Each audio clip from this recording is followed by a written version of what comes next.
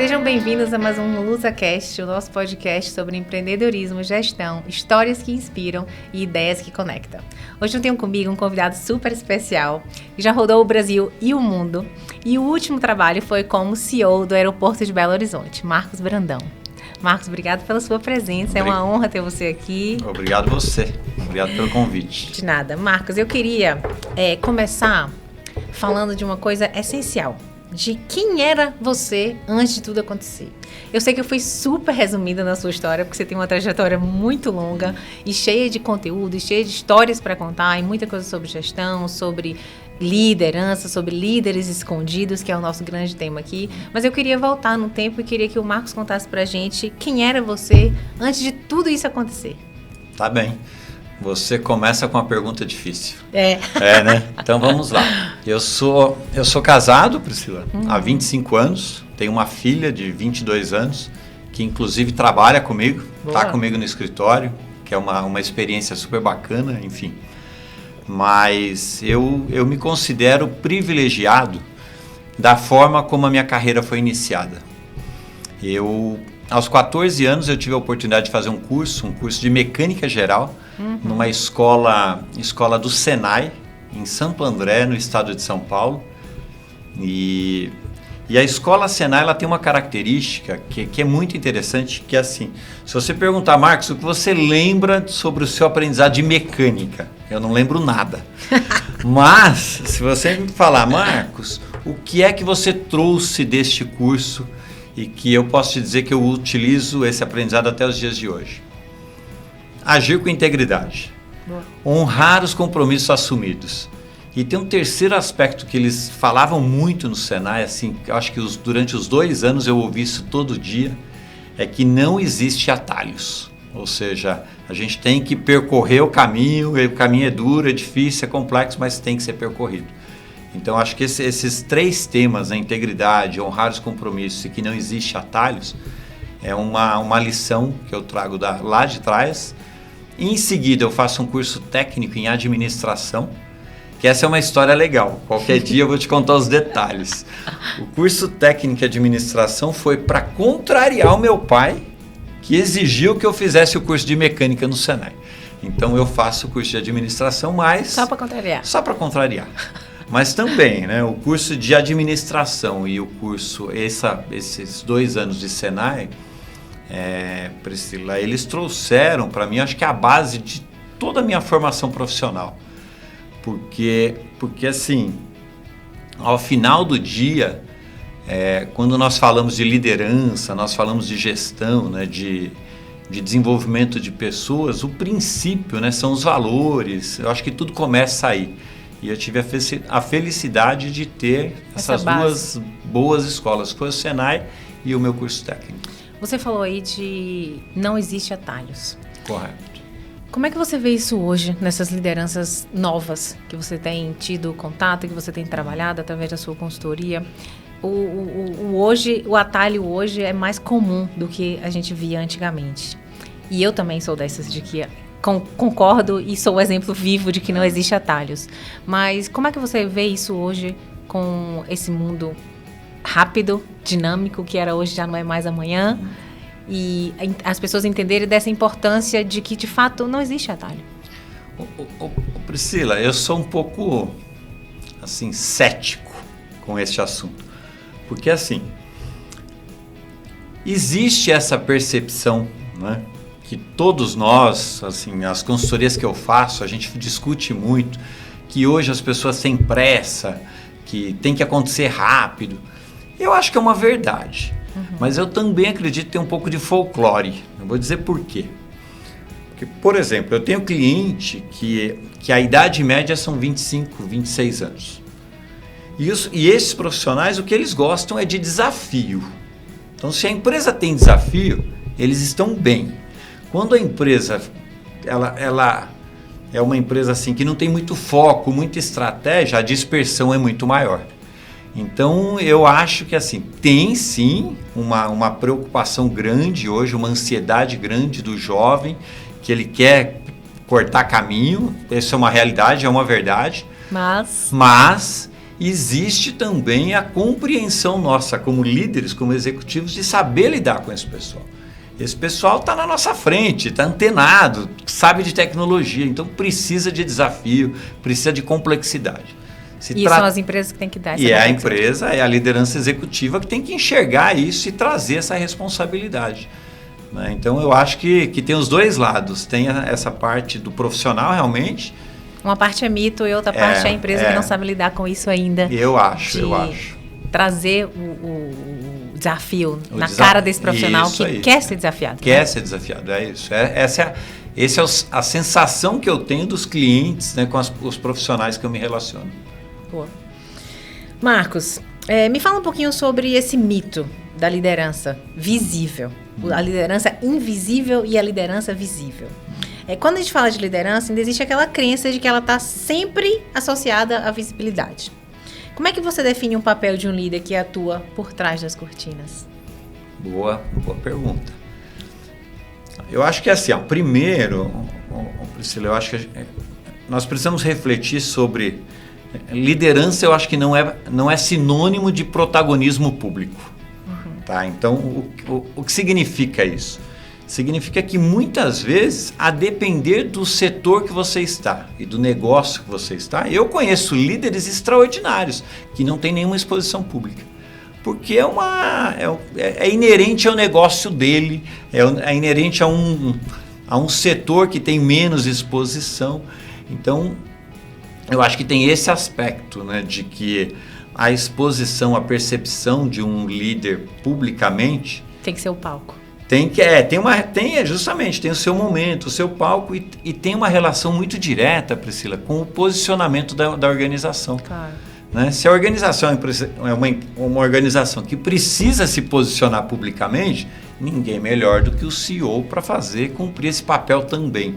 Agora, se é uma organização que não tem este perfil, não tem problema algum também. Agora, na perspectiva, né, das lideranças invisíveis, né, das lideranças que trabalham nos bastidores, né? Por exemplo, tem um cara que eu acompanho que é muito legal. Ele é o Frederico Trajano. É o filho da Luísa. É o filho da Luísa. Eu acho que ele é CEO da companhia, não sei, há uns 10 anos. 8, 9, 10 anos. Olha só, Priscila, esse cara fez toda a transformação digital da Magazine Luiza, integrando tecnologia, cultura, estratégia, isso antes da pandemia, tá? Ele fez, eu acho que um dos maiores movimentos de diversificação do setor do varejo no Brasil nos últimos 5 anos, e é um cara que eu considero, essa minha opinião, low profile, assim, tem um posicionamento institucional muito forte, ou seja, quando ele fala as pessoas ouvem, mas você não vê o Frederico Trajano nas redes sociais todo dia. Ele é um cara que tem um outro perfil. Então ele é um exemplo de exemplo de liderança que está fazendo, está acontecendo e ele tem um posicionamento um pouco mais contido. E não por isso é um posicionamento justamente errado ou um posicionamento... Em hipótese alguma. Ou não é posicionamento. Porque as pessoas... ligam muito o posicionamento ao palco, não é? Quase que ao palestrante, isso. Quase que aquela pessoa que está lá falando, dando palestra, subindo no palco, ou está no Instagram todos os dias nos stories, na verdade não é. E não é. Não é. Sobretudo as pessoas que são mais low profile na vida mesmo. Justamente, é da natureza, né? Sim. Eles são bons porque são assim. Justamente. É isso. E você? Você é um líder invisível? É o mais low profile ou você é um líder mais de palco? Nossa, essa é a melhor pergunta. Priscila, eu trabalhei muitos anos na indústria automobilística. Por muitos anos eu trabalhei nos bastidores. Sabe? Eu era o cara que entregava tudo pronto. Assim, eu acredito que os meus chefes gostavam de ter o Marcos na equipe, porque eu era o cara que trabalhava, entregava, fazia. E o tempo foi passando, eu mudei de setor, fui trabalhar, por exemplo, no segmento de infraestrutura, alcei a posição de diretor financeiro, de CEO, e neste segmento, nesta posição, você acaba, pela natureza da posição, se expondo mais. Né? E eu gostei disto, tá? Eu gosto, Eis que surge aí uma influência. Quase, né? Eu gosto eu gosto de transmitir conhecimento. Então, quando eu tenho a oportunidade de participar de um evento, de palestrar, que eu posso levar conhecimento, experiências, nossa, eu adoro, eu estou presente. Mas eu sou low profile. Você é mais invisível do que visível. Eu sou mais invisível que visível. Boa.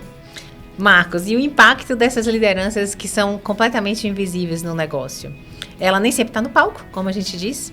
Ela tem muitas transformações e exige que pessoas que influenciam pelo exemplo. Consistência, muita visão, mesmo sem ter visibilidade. Como é que as pessoas conseguem fazer isso sem se expor e sem ter essa visibilidade que é o que o brasileiro gosta? O Instagram e o LinkedIn bombando, falando da vida, falando do trabalho, expondo as nossas fraquezas, expondo as coisas que a gente conquista. Como é que essa pessoa que não tem essa visibilidade, que não quer ter essa visibilidade, consegue atuar nesse cenário que a gente tem hoje, assim, que é o que a gente falou aqui? Eu acho que nós podemos qualificar em 2 perfis, tá? Vamos inicialmente pensar no C-Level, tá? Na diretoria executiva.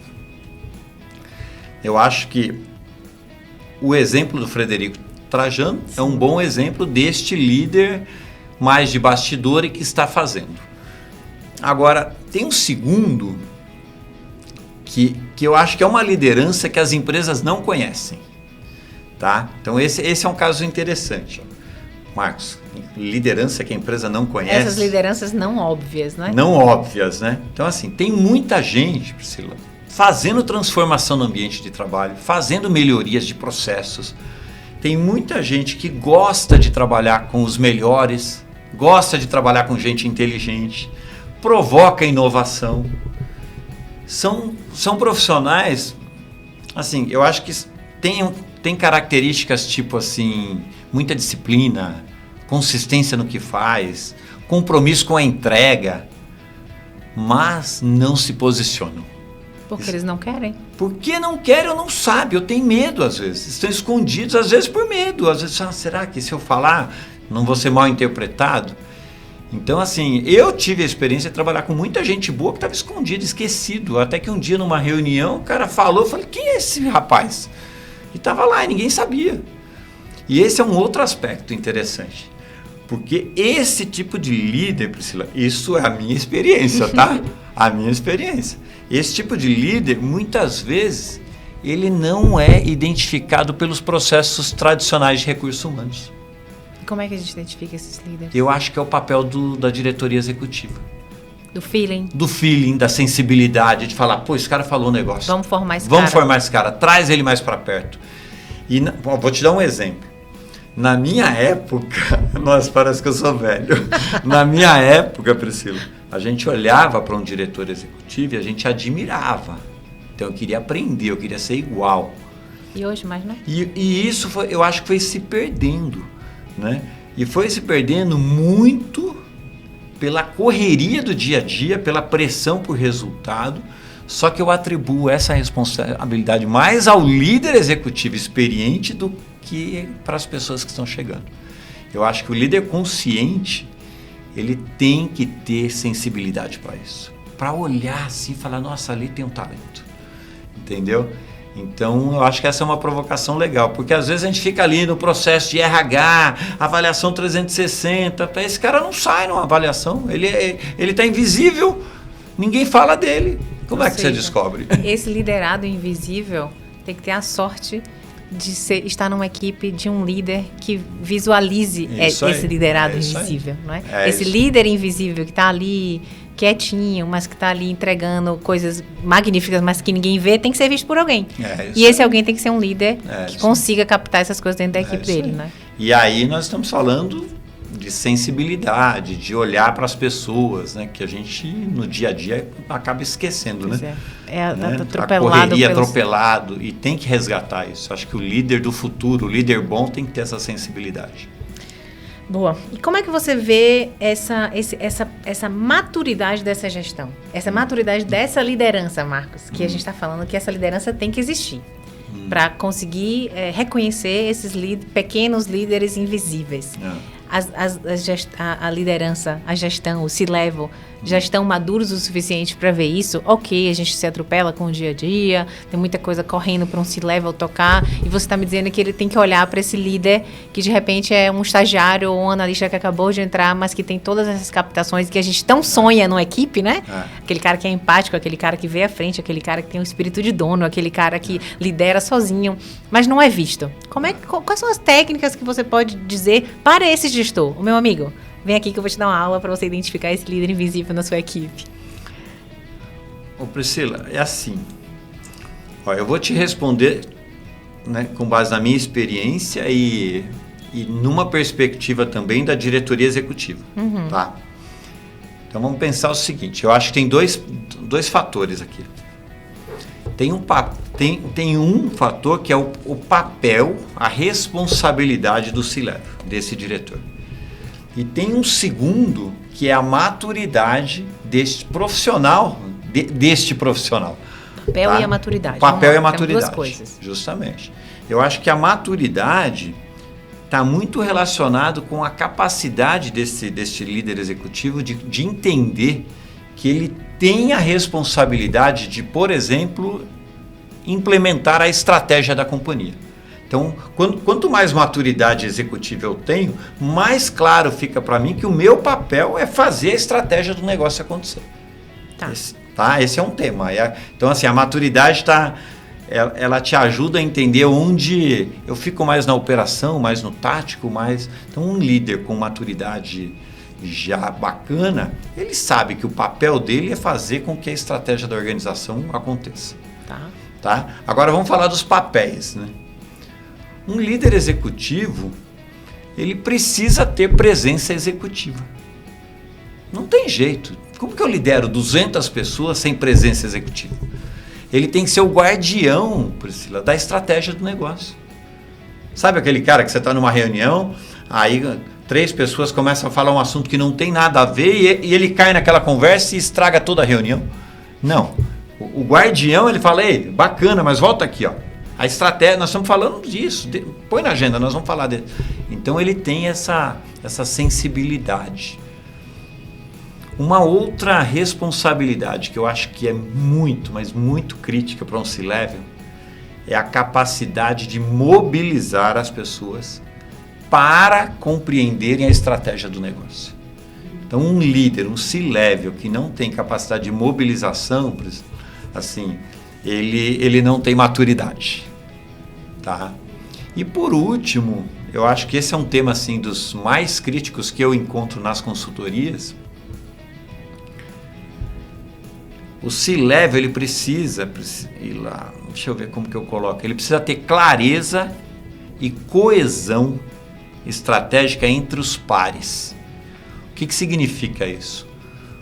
Um C-level, ele tem que entender que o jogo é do time. Ou seja, eu jogo um time do C-level. Esse é o jogo. Eu não sou sozinho, não é o meu departamento. Um C-level que cuida de um departamento, ele não faz nada. Agora, quando ele entende que o que ele faz impacta outro departamento e o outro, e eles estão fechados como um grupo, ele faz uma transformação na empresa. Então, assim, eu acho que tem esses dois fatores. A maturidade, né, que é a capacidade de executar, e os papéis, que são esses. Tem que ter presença, tem que mobilizar, tem que trabalhar em parceria com outro diretor. E dá para falar 3 horas disso. Ô Marcos, e aquele C-level que cresceu muito rápido na carreira? A gente vê muitas cenas dessas agora. E ele foi se envolvendo com a operação, com a estratégia também. Mas ele não se preparou com essas características que um bom líder na posição de C-level já deveria ter. Essa maturidade, esse engajamento, esse equilíbrio, essa confiabilidade, não sei se existe essa palavra, para com o liderado, né? Porque o liderado tem que confiar naquela pessoa. Ele tem que dizer, se é para eu me jogar de bang jump, eu vou me jogar porque eu acredito no meu líder, eu sei que ele está me levando por um caminho bom. Só que a gente tem muitos C-levels que eles chegam nessa cadeira e não passaram por esse processo ainda. Para esses C-levels que ele, coitado, também está passando por ele também está numa situação de transformação. Né? Ele saiu de uma cadeira de um gestor e subiu para uma cadeira de C-level, porque às vezes a organização cresce tão rápido, aqui na Luz é um exemplo disso, e o C-level não teve tempo de se preparar para esse bonde aí da liderança. Ou seja, é difícil para ele também. A gente só toca o pau no líder. O liderado é o coitadinho, porque o liderado não teve acompanhamento, o liderado não teve a visão, o liderado não teve empatia. Mas e o líder que está ali do outro lado, que está sendo invisível para alguém, ou para o presidente, ou para o consultor, porque ele foi jogado naquela fogueira? Eu sei porque eu vejo muitas situações dessas. E que ele também, às vezes, não está preparado, mas ele tem que se preparar automaticamente, porque ele é um C-level. É uma realidade. É uma realidade dele, ele já assume um cargo de C-level, ele ganha para tal, mas ele não viveu, não deu tempo, as coisas foram se atropelando. Qual é a dica que você dá para esse C-level que nos ouve, que diz assim, pelo amor de Deus, o que é que eu faço quando eu não estou preparado ainda para este cargo? Não preparado tecnicamente, claro. Mas não deu tempo de eu me preparar como líder. Eu sou muito bom tecnicamente, eu já subi, eu já estou aqui nessa cadeira, mas a minha equipe precisa mais de mim do que eu sei dar. Quando nós pensamos numa liderança executiva, tá? Vamos voltar lá no processo de contratação. Tá? Então vamos fazer uma simulação. Eu vou te entrevistar, tá? Porque eu tenho uma posição aqui de CFO. Tá. A sua competência técnica, claro, alguém estudou seu currículo e falou, a Priscila conhece tudo disso. Bacana, é a Priscila. Agora chegou aqui a Priscila no bate-papo com o Marcos. O meu olhar para você durante este bate-papo, eu acho que tem 3 fatores que são básicos. Que se você demonstrar que tem estes fatores, a possibilidade, a probabilidade, de, como você é um bom técnico, né? Sentar numa cadeira e ter o tempo de se desenvolver, ela é muito maior. São 3 fatores para mim. Um é a disciplina. Tá? Então, se eu converso aqui com a Priscila tem disciplina, ela é focada, ela entrega, ela tem esse discurso, ela teve uma carreira onde foi orientada por disciplina. Ela tem consistência. Tá? Então, todas as vezes que eu faço uma pergunta, ela volta e reitera, ela tem consistência com o discurso. Tá? Então, você tem um alinhamento entre discurso e prática muito forte. E o terceiro, neste bate-papo, se você demonstra que compreende a importância da direção, ou seja, para onde eu estou indo, se você tem clareza destes pontos... Então, uma é a disciplina, 2 é a consistência e o terceiro é a clareza da direção. Justamente. Dos objetivos estratégicos da organização, por exemplo. Por exemplo. Tá? Justamente. Porque se você tem este conceito, claro que você vai passar pelo processo de aprendizado da posição, mas você tem os princípios dessa posição, que é ter disciplina. Como que eu lidero 200 pessoas se eu não tenho disciplina? Se cada dia eu vou para um lado. Como que eu lidero se, olha, nós vamos para cá, aí amanhã eu mudo tudo, não tem consistência com as ações. E muito menos direção. Entendeu? Então é impossível, o time fica doido. Então quando eu falo, Priscila, desses 3 fatores, é assim, o processo seletivo ele é complexo e hoje em dia ele ficou ainda mais complexo. Mas se você acertar esses... É o pulo do gato. Eu acho que você... Quer. A possibilidade de acertar ela aumenta muito, né? Porque a técnica ele construiu uma carreira, a formação, a técnica não é o problema. Mas enfim, é um problema. E hoje está ainda mais difícil, né? Achar esses talentos. E tem muitas lideranças de alto impacto no Brasil que ainda permanecem fora dos holofotes. Por que você acha que ainda existe essa dificuldade de reconhecer valor para além dessa exposição que a gente falou tanto aqui? Por que essa pessoa que não está bombando no LinkedIn com 50 mil seguidores e não está bombando no Instagram todos os dias expondo o trabalho deles? Por que o brasileiro em geral tem difícil de reconhecer essa pessoa como uma liderança? A gente tem um exemplo de um grande empresário brasileiro, que é o João da CIMED, e que as pessoas idolatram ele, né? Ele é quase uma estrela de cinema. Logicamente que ele é um grande empresário e a empresa chegou onde chegou por conta dele, da sociedade, dos filhos, das irmãs. Mas para ele ele já é reconhecido como quase que uma estrela de cinema. Enquanto que tem outro ali que não tem Instagram e não é reconhecido. Por que o brasileiro tem essa pegada de reconhecer as pessoas midiáticas e as pessoas que se expõem mais, enquanto que a gente vê aqui que tem muita dificuldade de reconhecer o valor de um líder de backstage, um líder fora dos holofotes? Eu sou muito pragmático com essas análises, né? Eu acho que é assim, tem um grupo de empresários brasileiros hoje, tá? Surfando essa onda da exposição. Descobriram uma mina de ouro, tá? E são caras inteligentes. Eles têm produto, ou seja, eles fazem entrega de valor e entenderam que o brasileiro é assim. O brasileiro gosta de novela, Priscila. Entendeu? O brasileiro gosta de novela. A audiência de novela é das mais altas. Sempre foi. Hoje eu já não sei. Mas deve ser. Deve ser. Deve ser. Então, o que eu quero dizer é que, assim, estas pessoas, como o João, né, da CIMED, embora tenha muita qualidade de produto, de entrega, de posicionamento, eles entenderam isso. E fazem investimentos em mídia e jogam esse jogo muito bem. Então, eu não acho que seja uma característica genuína do brasileiro. Eu acho que o brasileiro ele está exposto a isso porque tem muita gente boa fazendo isso. Claro. Tá? Então, assim... E essa dificuldade de reconhecer o valor para quem não está nessa exposição? Não é? É assim... então tá, então me mande uma proposta. Deixa eu ver seu LinkedIn. O cara nem tem LinkedIn. Manda uma proposta. Tem 50 seguidores no Instagram, mas a metade da família e só quem curte é a minha mãe. O brasileiro tem essa dificuldade. Às vezes, o brasileiro escolhe o mais popular, prefere o mais popular do que o mais bem capacitado. Você vê isso muito agora. Tem muitos médicos, inclusive a gente tem visto em jornal, médicos que não são médicos e fisioterapeutas que não são fisioterapeutas, mas que têm uma exposição maravilhosa, eles têm um dom de comunicar, eles têm uma oratória perfeita, eles ligam stories o dia inteiro e o brasileiro gosta desse palco. E esse líder que não tem esse palco, como é que a gente reconhece isso? Como é que a gente valoriza essas pessoas, né? Esses líderes escondidos, invisíveis que o Brasil não vê? Priscila, nós temos feito um trabalho na minha consultoria na Ground Zero, que é assim, nós temos um produto hoje que é uma mentoria, tá? Nós temos poucos mentorados, né? Nós somos uma empresa pequena, nós estamos começando. A mentoria chama Protagonistas em Ação, tá? Qual que é o nosso objetivo com a mentoria? O nosso objetivo tem sido de convidar os empresários a encontrar os protagonistas, que nós já falamos, os líderes ocultos, tudo isso. Mas qual é o motivo disso? Desse nosso posicionamento?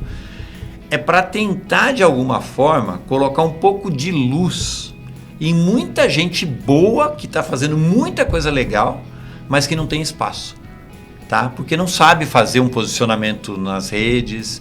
Então, o que a gente tem tentado fazer assim, de alguma forma, começar a fazer essa provocação, porque eu tenho, vou dar um exemplo prático. Eu tenho um cliente que ele falou assim para mim outro dia: Marcos, eu já gastei R$500 mil, eu já contratei consultor de RH, consultor financeiro, consultor de todas as consultorias que você imaginar, ele já contratou. E a minha empresa continua no mesmo lugar. Eu não vejo mudanças. Aí você começa a aprofundar. Então vamos lá. Por que você contratou uma consultoria de recursos humanos? Ele fala: não, eu tenho um amigo. Tá? Eu tenho um amigo, ele é muito bom nessa área. E ele estava me contando que podia. Então, assim, o brasileiro ainda tem essa característica de contratar o amigo, né? Porque tem confiança. Então, eu acho que é um processo, é uma evolução natural, Priscila, do executivo, do empresário brasileiro, do pequeno empresário, em ter um pouquinho mais de cautela no processo de contratação, sabe? Dedica um tempo, se não tem LinkedIn, chama o cara, conversa com ele, olho a olho, tete a tete, do que ir lá, toma uma referência e depois, na hora que você vê, você gastou R$500 mil e fez uma bobagem. Porque contratou a consultoria que o amigo porque o amigo do amigo, justamente. Então, resumindo, né, respondendo a pergunta, eu acho que dedica um pouco mais de tempo, de qualidade. O Marcos, viu lá a publicidade do Marcos? Quem é o Marcos? Eu não sei. Chama o Marcos para conversar. Mas não se engane só com LinkedIn, com Instagram, porque assim, nem sempre é verdade, né? Pois é, tem gente que se expõe muito bem, né? Justamente. E se vende muito bem. E às vezes não entrega. E às vezes não tem suco, só tem disposição, né? E é comum, né? É comum. Eu costumo dizer que é muito fogos e pouco artifícios. Não tem dúvida. O brasileiro tem muito disso, né? E quando a gente fala assim em futuro, falamos menos de cargos e mais de competências humanas. Fala um pouquinho sobre isso. Olha, então eu vou voltar. Quando nós desenvolvemos esse produto, mentoria Protagonistas em Ação, nós nos reunimos para estudar quais seriam as competências que um líder do futuro deveria ter. Tá? Então, mas muito tempo. A gente estuda isso assim, ó, embora a nossa empresa seja pequena, ela tem muito conteúdo, a gente estuda muito. E depois de muita reflexão, nós chegamos em 4 competências. Tá? Eu diria que é competência e habilidade. A primeira delas chama contexto. Eu vou anotar, tá? Tá bom. Tá. Contexto. O que significa contexto? É a capacidade do líder, Priscila, de enxergar o todo. De analisar, por exemplo, cenários. Para estar preparado para tomar uma visão mais de longo prazo. Uma visão orientada por propósito coletivo. Então, assim, se você não entende o contexto, você vai fazer besteira. Tá? Então, o contexto é uma delas. Tem a segunda, ela é muito interessante. E assim, a gente discutiu muito. Chama autenticidade emocional. Autenticidade emocional, Priscila, imagina o seguinte. Imagina a capacidade de um líder inspirar pela coerência entre o que você pensa, o que você diz e o que você efetivamente faz. Tá? Isso é uma competência que hoje já, quem não consegue ter alinhamento entre discurso e prática já não é ouvido. É cancelado. É cancelado. E eu acho que isso vai ficar ainda pior. Eu acho que vai ficar ainda mais rígido com o advento da IA, da tecnologia, com tudo isso. Então, assim, tem que ser genuíno. Não tem jeito. Primeiro, contexto. Contexto. Segundo, autenticidade emocional. Emocional. Emocional, a gente colocou o emocional por conta porque é muito fácil ser influenciado a tomar o caminho fácil. Sim, muito fácil. A gente vai vendo as coisas nas redes sociais e a gente acaba querendo imitar, né? Justamente. Vai no bonde, porque é o bonde que está dando certo. Boa, é isso aí. Então, essa autenticidade emocional é justamente para as pessoas entenderem que elas não precisam imitar ninguém. Não precisa. Que elas têm que ser elas próprias e comunicar do jeito delas, se expor do jeito delas e ser o protagonista da vida delas. Vida dela, é isso aí. Nós queremos você, né? Não quer eu, Marcos, copiando ideia de um terceiro, né? Então, assim... Então, essa é a segunda. Boa, e a terceira? A terceira, ela é muito legal. Você vai gostar dessa, que eu sei que você gosta. A terceira nós chamamos de consciência ecossistêmica. Ai, descompliquei. Vou descomplicar. Consciência ecossistêmica. É o seguinte, é o poder de você criar ambientes colaborativos. Tá? É você ser legal, gente. Entendeu? É você. Agora imagina, por quê? Você tem essa capacidade de agregar. Né? E por que ecossistêmico, né, Priscila? Porque hoje tudo é ecossistema. Sim. Tudo se interliga. Tudo se interliga. Um outro. Justamente. Imagina assim, olha, eu vou fazer o aniversariante do mês na minha empresa. Eu vou fazer não sei o que, eu vou fazer. Se não tiver tudo conectado, tudo amarrado, nenhum tem valor. É isso. Ou seja, ou todos eles têm um propósito específico ou nenhum tem valor. Mais ou menos. E tem outro aspecto. Quando eu falo de um ambiente de colaboração, fortalece a maturidade organizacional. Porque todos vivem a mesma experiência, todos têm acesso às mesmas informações. Então, o seu ambiente organizacional, a sua maturidade, ela é fortalecida. Vamos trocar em miúdos. O happy hour favorece... a cervejinha da sexta-feira, o almoço entre colegas líderes e liderados. É isso que você está falando? Que isso são ações que podem favorecer essas competências humanas e não somente as competências técnicas do líder? É justamente. O que eu estou dizendo é o seguinte. Ó. Eu convido a Priscila para almoçar. Tá? E a Priscila fala, nossa, eu nunca falo com o Marcos, a nossa relação não é boa. E eu acho que ele está me convidando para almoçar. Que ele quer alguma coisa porque ele quer alguma coisa. Então, você não vê genuinidade no meu convite, tá? Então, com certeza você não vai ver esse efeito. Agora, quando a empresa faz o happy hour, o almoço, num contexto de uma estratégia de trabalhar a cultura da empresa, de trabalhar a maturidade da organização, pode ter certeza que é o único caminho. Quando você me convidar, eu já vou saber que tem a ver com consciência ecossistêmica. É isso aí, é o sistema, é isso. Eu vou complementar. E isto não se aplica somente dentro da empresa. Vamos pensar em produto, Priscila. Hoje, você pega as grandes empresas hoje que estão vendendo no Brasil. O cara vende para você uma palestra de R$ 2,50 e amanhã você compra um produto dele de 220 mil. Né? Então está tudo num contexto maior. Agora, tem que ter produto, tem que entregar valor. Então, quando você entende esse jogo, é um jogo diferente, não tem dúvida. Entendi. E se você pudesse provocar o mercado com uma frase, qual seria a mudança de mentalidade mais urgente para as lideranças de hoje, 2025, quase 2026? Eu tenho que falar para um líder uma única frase. E que ele acorde e durma com isso na cabeça. E que através dessa frase ele possa ser um líder melhor, inspirar mais, entregar mais. O que é que você faria? O que é que você falaria? Eu só vou dar um passo para trás, tá? E vou falar 5 segundos. Não precisa ser uma frase, Tá. essas frases emblemáticas, não. O que você diz para uma pessoa que chega até você na consultoria e fala: Marcos, por favor, eu quero ser um líder de verdade, eu quero ter uma mudança de mentalidade, eu quero realmente atender as expectativas do mercado, atender as expectativas do meu patrão, atender as expectativas da minha equipe. Me dá um insight de como eu faço para melhorar. Então eu vou recorrer à 4ª competência, tá? Você só falou 3. Eu falei 3, vou recorrer, vou te falar essa frase. Estou pensando nela. Mas eu vou recorrer à 4ª competência. A 4ª competência nós chamamos de gestão de ruído. Tá? O que é gestão de ruído? Não fofocar, galera. É ter discernimento, Priscila, e clareza para você não inventar problemas onde não existe. Mas é tão difícil na prática. Mas é. Porque é muito lindo gestão de ruídos, mas as pessoas, o ser humano tem uma dificuldade tem uma facilidade em gerar o ruído.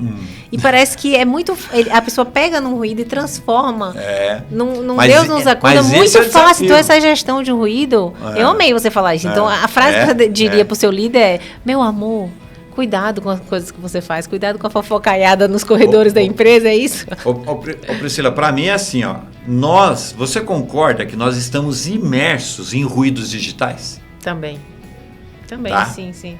E muitas vezes, Priscila, nós que eu falo é todo profissional, tá? Nós inventamos problemas que não existem, tá? Nós temos, é da nossa natureza. Eu levei o ruído para outro contexto, mas sim. Eu estou colocando no sentido seguinte: nós somos bombardeados por informações, né? E eu chamo de ruído, porque tem todo tipo de informação. Sim. E nós, seres humanos, temos a facilidade de inventar problemas onde não existe. Então eu acho que essa competência quer dizer o seguinte: se você tiver capacidade, né, de transitar nesse ambiente onde você sabe que tem muita informação, tem muita opinião, tem muita distração, você vai conseguir produzir um tempo de qualidade para performar melhor. Mais ou menos. Então, assim, resumindo, né? Se nós reduzirmos o ruído no ambiente de trabalho, eu tenho certeza que a empresa vai performar melhor e vai prosperar mais. Eu não tenho dúvidas disso. Porque eu vivo isso nas consultorias, em todo lugar que eu vejo. E vivi isso há 20 anos como executivo. Tiro o ruído. Eu acho que o Steve Jobs falou disso há muitos anos atrás. Ele falou: o meu trabalho é chegar de manhã e tirar os ruídos. Aí o que sobrou? Ele falou: nossa, minha agenda só tem 3 horas. Alguma coisa do gênero. Quando eu tirava os ruídos, eu falei: nossa, não tem muito o que fazer hoje. Entendeu? Ou seja, uma coisa que parece ser super simples. É complexo. É uma coisa complexa. E a dica que você dá é: sente na sua cadeira, evite os ruídos, foque, trabalho e entregue. Dedique tempo, Priscila. Eu acho que a mensagem aqui é: o executivo principalmente, dedique tempo de qualidade para evitar os ruídos. Ou seja, chegou uma pessoa falando: olha, bacana tal, e põe para fora. Bacana, não quero. Sabe, com jeito. Eu tive um chefe há muitos anos, um presidente, que quando eu entrava na sala ele ficava de pé. Ele levantava. E você? Tá? Aí, você pensava duas vezes e muitas vezes eu chegava na sala dele, eu batia na porta, entrava, ele levantava. Aí um dia eu falei, ei, qual que é a técnica? Ele falou assim, para você não perder tempo falando besteira. Ele falava.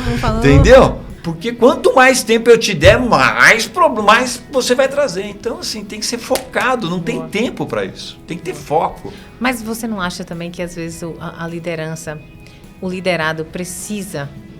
Eu entendi essa questão do seu líder e ele levantava, só que às vezes o mimimi acha até isso um pouco de falta de educação, não é? Eu tô me colocando no lugar dessa pessoa, eu levanto com um liderado meu e digo, bora, vamos direto ao ponto, porque eu não tenho tempo a perder. As pessoas estão carentes de atenção. As pessoas querem ser ouvidas, Marcos. As pessoas querem que você fique lá, que só ouça. E muitas vezes a gente se coloca nessa posição e a gente tem que ouvir. Então, assim, isso aí é um pouco... É óbvio que a gestão de ruído é fundamental e essencial, mas em contrapartida eu tenho aquela pessoa que precisa ser ouvida pelo líder direto dela.